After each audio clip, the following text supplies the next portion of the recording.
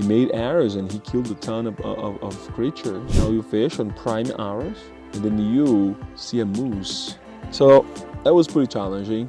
So that was really the main thing on that.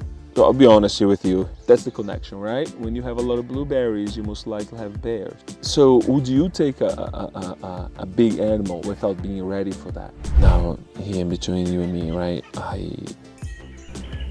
Welcome to the wild.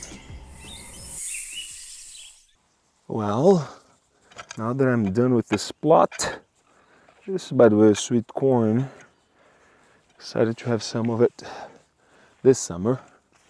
Now that I'm done with this plot, actually I had a friend helping me yesterday getting the weeds out and just create the mounds here around the plants to give them more nutrients and give them support.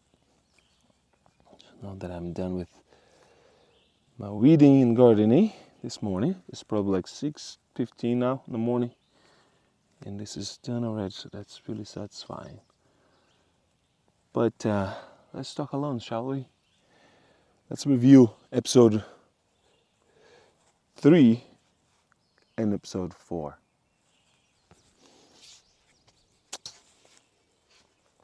Yeah, I think we can sit right here. Sweet. Okay, I'm going to be talking about 2 participants in particular, and that's going to be Lee and Ann. Lee and Ann, was a very hard tap out. Lee, for once, was the favorite of this season. Everyone online and friends that I knew was really rooting for him, and people were really surprised how things unfolded. He built a beautiful, beautiful, beautiful shelter, a beautiful cabin actually, and decided to tap out because there was no, he reasoned that there's not a lot of possibility for him to get a big game, and since he was so small, a big game would be the only way out of his struggle of that situation, and a way to win the game. I think it was pretty emotional, but also pretty smart from his end to end his journey there. He said very beautiful things. One of the things that he said was, that his father. I know you have something to say as well. Just my rooster here. It's called Lost and Found. Anyway, I don't want to sidetrack here. That's another story. Okay, you gotta bear with me though. I'm on a homestead, so there's birds and roosters and chickens and ducks and all that good stuff. But going back to Lee though, he said very beautiful things, very profound things, and as he left his experience related to his father, and that his father was trailing, a trail in front of him in which he has been following for a long time. But then he's like, I can always blaze my own trail. So that was beautiful, really beautiful. I talked to Lee afterwards over the phone for a good 20 minutes, and he was really satisfied with his experience. Everything made sense for him. He's back in Alaska and driving and providing the service with his small plane, and it was amazing.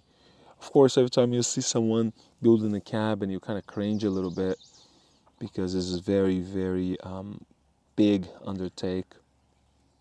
It would not be something I would do, but again, I don't have experience of building cabin. For him, despite all the work, it's a little more straightforward. I would have to figure it out so much more than he would, and I would spend 3 times more of the energy, or maybe more, building that cabin. And he left the experience, and that was, pretty wild, and pretty real. Now,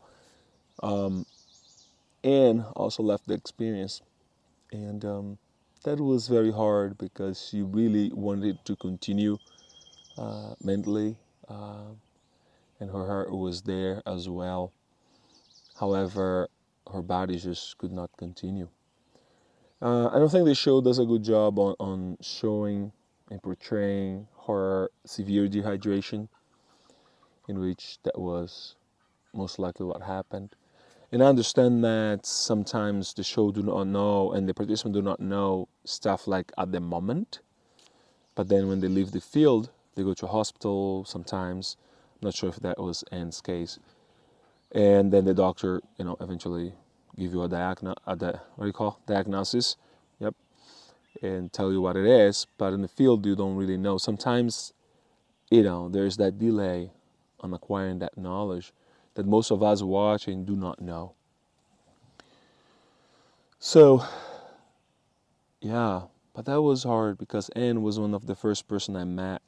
It was very special. I was there at the airport, and she came, and I was able to see her, and yeah, that was beautiful. Yeah, so that was pretty challenging. So that was really the main thing on that episode. Yeah, um, yeah, that was really tough when a friend of yours that that is skilled on tap out. Also, one thing that's very important to know, like I'm there in my plot of land doing my thing. I do not know how they are doing. I don't know what's happening. You always really think. I think if I want to ask other participants from past seasons or this season, like how do they imagine that everyone is doing? Because in my case, I always thought that everyone's doing much better than me. Like as you saw, I was eating and catching a big fish and building stuff, getting set up. Um, but if I'm doing that, someone must be catching a bunch of fish and something like that, in which actually is real. Like Luke had bears in his area, and he was catching a bunch of fish, and he had berries. You know, I mean, that's the connection, right? When you have a lot of blueberries, you most likely have bears or other creatures and animals, including grouse as well, because they all are feeding on the berries, getting ready for the winter. So that's a huge thing. It's been a while since I watched episode number 3. I'm gonna mention some things here that might be from a different episode, prior 3, right? For example, things that has been happening on the previous episode is like, you know, uh, Caden losing his arrows, and stuff like that. Also, Caden making arrows, right? He made arrows and he killed a ton of creatures. Um, and I mean, being out there and creating a tool is one of the most satisfying things that you can ever have. You feel that you are providing for yourself, not just by hunting, but also creating. And that's a very important thing. So this is really my recap review, about episode number 3. There was more to it, but you know, those two tap outs was huge, and was the emotional weight on this episode. Now I have a question for you. Would you build a cabin, right? If you were in this show, because a cabin has a lot of advantage, but there is it asks from you a big thing from the get go, a lot of energy, a lot of resolve, a lot of focus to be able to build a cabin. You also keep in mind that while you're building a cabin, don't fall into the fallacy and misconception that if you're building a cabin, you're not doing anything else. That's not true. You're building a cabin, but I'm pretty sure that Lee, at the end of the day or early in the morning, was there fishing. You fish on prime hours, and then you do the work on the, slow up, on the. So you fish on prime time, you know, and you do the work you have to do on times that is not good for fishing. Same thing for hunting. You hunt on prime time, and then you do the work on other moments.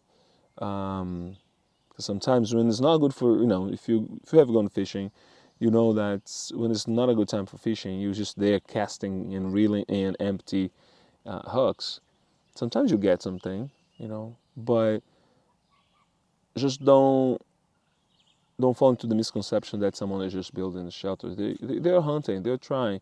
Now, of course, how much they're trying, how much they're hunting, that's a different question, right? But they're exploring and doing different things as they build stuff. Of course, building a big cabin, it requires more of you, right? Oh, okay. So what about if you have seen a moose, like Anne saw a moose, and is day one, I don't know, day five or day six, I don't know, in the beginning of your experience there, and then you see a moose, but it's very hot. You don't have a shelter, you don't have a setup. You're still trying to figure out where's my land, right? Would you take down a bear or a moose? Don't think that's so straightforward though. That's like, of course I'll do it. Like, I'll be honest here with you. Of course I'll do it. I would do it, because but this, but you think for a moment, it's like, holy cow, what am I going to do with a ton of meat when it's hot? You're covered with flies. Your meat is covered with flies, and guess what? It's covered with fly eggs. And 2 days or 3 days, your meat is going to be infested with maggot, right? It's going to be infested with maggot, and good luck now. So would you take a big animal without being ready for that? I think that's a big question, and I think it's a question that probably Anne came across because she saw that beautiful moose, but it was kind of far from her. She had to zoom in the camera, but she knew the moose was around. She heard none of all the moments. But the thing is, like, I'm going to take this thing. What am I going to do with it? It's going to go to waste, right? Now, here between you and me, right? I would probably take down the moose, and don't tell anyone, but I would take down the moose. I would render all the fat, because remember, when you render fat, you're extracting all the water out of it. It doesn't go bad, even if it's warm. So I would render all the fat out of that moose. Eat as much as possible, smoke as much as possible. And if I lost some, it's okay. It's okay. You're gonna lose some meat, it's fine. Who's gonna eat? The gray jay is gonna eat. Who else? The marten is gonna eat. When an animal died there, nothing goes to waste there. So truly nothing goes to waste in an environment that things are not wrapped in plastic. Okay? So I would take a moose the first day, the first moment. I would rather not. I would rather take a moose on day 15, 20, right? Day 30 when it's cold. But it's not your choice. I mean, it is your choice when you get a moose, but it's not your choice when you see a moose. You might see a moose day 5 and never see a moose again. So it's a big decision. In my experience, with my knowledge and my ability to process big animal like on a farm, and deer or something like that, I would not blink an eye. I would take that guy down, and I would render the fat, because the fat's the most important. I would render the fat. I know that I would save that fat, right? I would protect that fat with my life, and eat as much meat as possible, and smoke, right? So if you get a moose, your job is to smoke the hell out of that thing in big chunks. You get a big chunk, and you smoke and air dry. So when you air dry the outer part, right, and you smoke, you have a better chance. And slowly you go like smoking, strips of it. Yeah. Would you take a moose? Would you build a cabin? That is the question I have for you. Okay, that's it for now. And I'm going to go and do episode number 4, in which I'll be featured in that episode and see what I know you're hyped for the episode number 4 too, because I'm gonna be there, right?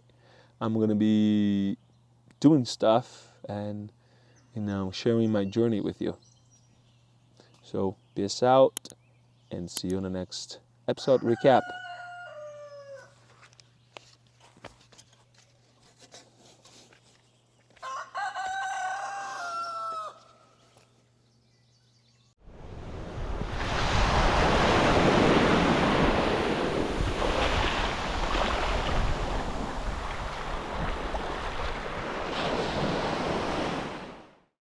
Welcome to the wild.